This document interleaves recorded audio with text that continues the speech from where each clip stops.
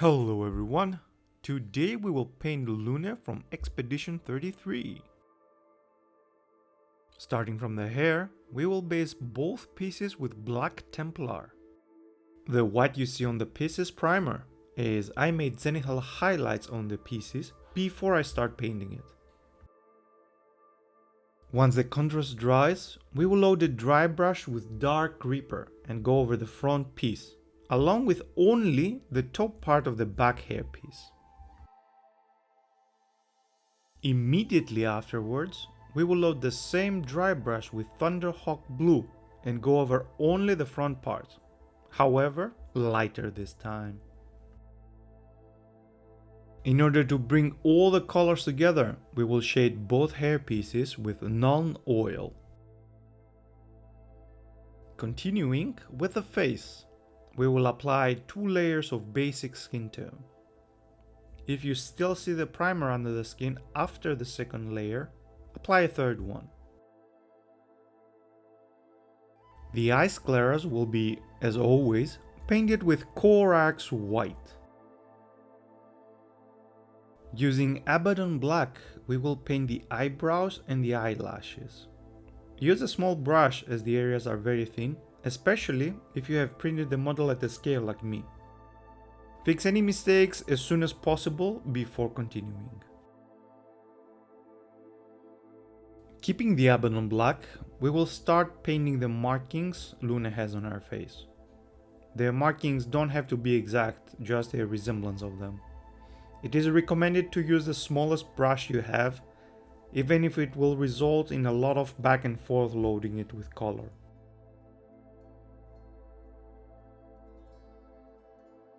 Lune's eyes are dark brown, so we will mix Rhinox Hide with Abaddon Black in 1:1 ratio and paint the irises. Reusing Abaddon Black, we will paint the pupils at the center of the irises. By creating a mix of Cadian Flesh Tone and Bugman's Glow, 1:1 ratio, we will paint the lips. Since this is the last step before highlighting the face, fix any mistakes that has happened. On the nose bridge, cheekbones, and a bit of the forehead, we will apply a thin layer of pale flesh as highlight. Afterwards, we will go over the same areas and apply details of light flesh. Do be careful if you want to add details around the markings in order not to destroy them. Moving to the body. The first task is to cover the entire coat and shirt with black Templar. Do not cover the area around the medallion, as that one is white. Also, paint the arm with a glove with the same color. With a well shaken apothecary white, we will base the area around the medallion. For now, it will stay greyish until later in this tutorial. Using a thin brush, extreme patience, and a lot of careful movement, we can attempt to paint the golden details on Lune's coat. For that task, we will use Retributor Armor. If your patience runs out on the shoulder details, you can apply Retributor Armor to that whole area and then apply Abaddon Black on the raised parts. With those details, it is also recommended to paint the belt buckle on the main belt, as well as the details on the gloved arm. Going for the non-golden small details of the coat, which are the edge stitches and the buttons. Those areas will be painted with sky gray. As the areas are thin, mistakes are common. If any happen, one can fix them by either applying a couple of layers of black Templar, or apply a layer of Abaddon Black to cover the mistake, and then one thin layer of black Templar. With all non-black small details painted, it is time to highlight the coat. we will use dry brushing for a more natural highlight. Load a dry brush with Eshin Gray and then go over the main body lightly.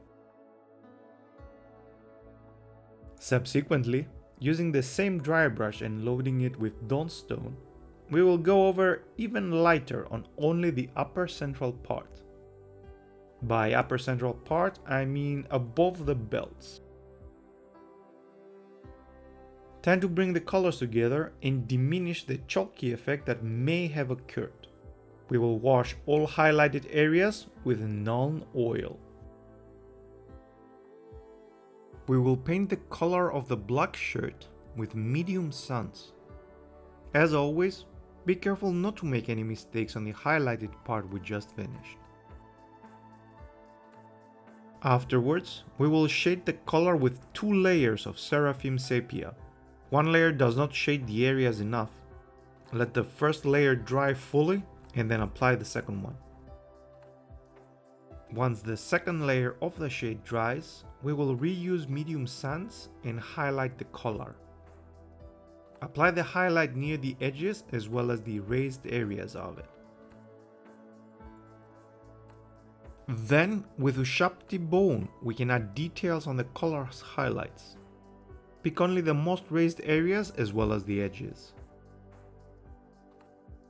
Now, we can go back to the white shirt and finish what we started earlier in this tutorial. With Corax White, we will paint the majority of the shirt, save the recesses and the areas that are under the coat, like around the neck. Before continuing with the highlights, we will paint the medallion, as this makes it easier to fix any mistakes that may happen. Using Runefang steel, we will paint the medallion's main body and the chain. In order to reduce the shininess of the medallion, we will shade it with Nuln oil. To avoid contaminating your shade with glitter, let the metallic paint dry fully before applying the shade. After we make sure the shade is 100% dry, we will reuse Runefang steel and highlight parts of the medallion's body. At this point, you can fix all mistakes that happened while you painted the medallion. Afterwards, with bold titanium white, we will highlight the white shirt. The spellbook by default is something dark. As I didn't want to make it black, I used German Grey. Feel free to make it black using any black paint or, like me, dark grey. All golden details will be painted with Retributor armor, just like the coat. Use the same technique as before, meaning the belly of a thin brush with a lot of patience. Optionally, we can edge highlight the straps on the book with Sky Grey. While doing this, we can also paint the pages on the side of the book. Next part is the lower body, making a 50-50 mix of Leviathan blue and Nuln oil. We will paint the pants. The zenithal highlight might show brightly under the mix, however, we will shade them later. After the contrast is fully dry, we will load our trusty dry brush with Dark Reaper and pass over all of the zenithal highlights. As we want to catch most of them, go hard on the dry brush. Then we will load the same dry brush with Thunderhawk Blue and pass lightly over the same areas again. For the purpose of blending and shading simultaneously, we will use Drakenhof Nightshade on the pants. If one layer does not darken the pants enough for your taste, then let it fully dry and apply a second layer. The cloth straps on Lune's right leg will be painted exactly like the shirt's color. First, we will base them with medium sands. Do be careful not to make mistakes, as the pants are already done and we don't want to ruin our work. Then we will apply 2 coats of Seraphim Sepia.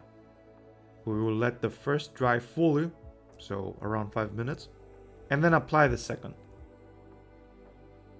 Reusing medium sands, we will catch the raised areas in order to differentiate them from the rest of the shaded areas. Then we will add a second highlight with a sharp tip bow.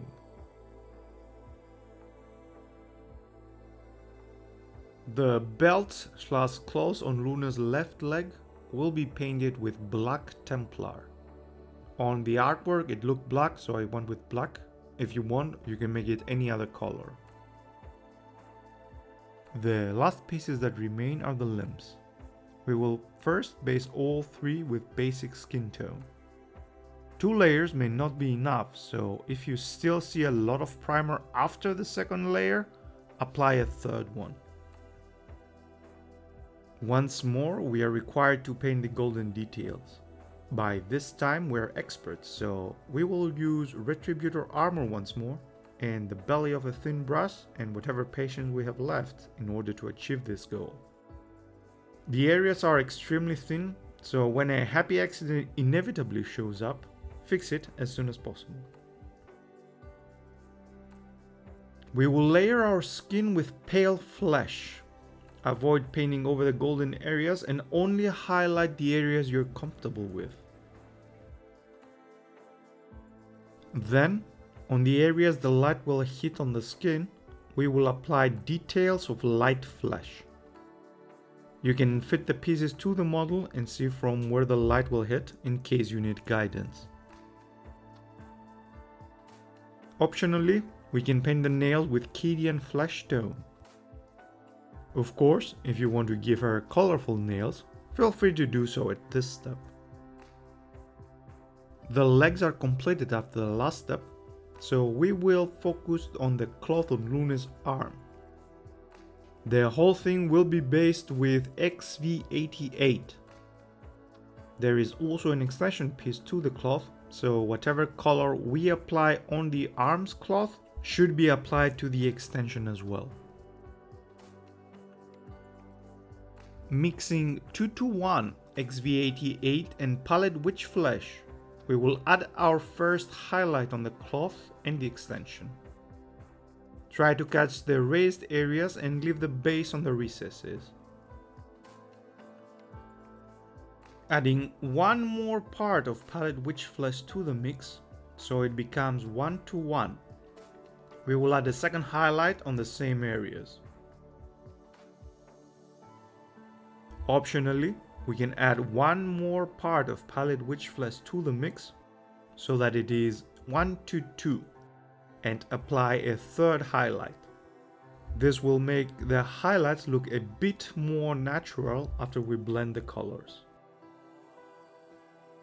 Whether you enacted the previous step or not, use pure Palette Witch Flesh and add detail to the most raised areas and those that the light would hit directly. Blending the colors on the cloth will be done with the use of Casadora Yellow. Let the shade fully dry before continuing. The sign above the cloth will be painted with Black Templar. Once more, it is necessary to let the contrast dry before the final step. For the ultimate step of this tutorial, we will use Retributor armor and paint the 33 on the side. Feel free to shade and highlight it if you so desire. I haven't. The result should look like this. Don't forget to hit the like button and subscribe to the channel for more awesome tutorials. All colors used in this video are on your screen now. I was MiniatureUrsus. Thank you for watching, and I will see you on the next one.